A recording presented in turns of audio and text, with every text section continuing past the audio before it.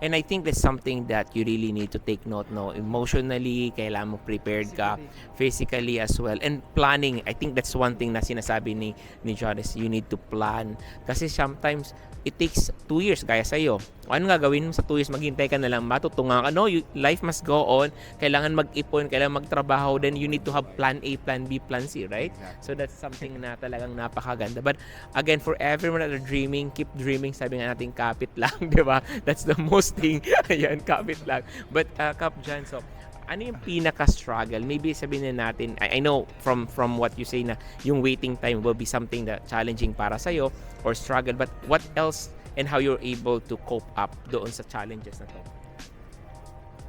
Una siguro, tayo mga kasi Pilipino kapag may problema ka naman, unang-una mananalangin ka lang. Yeah. Prayer. Prayers lang naman Yeah. Yun lang naman yung talaga yung ano ko eh. Kailangan lahat ng gagawin mo Aha. kasama siya eh. Exactly. Yun lang naman.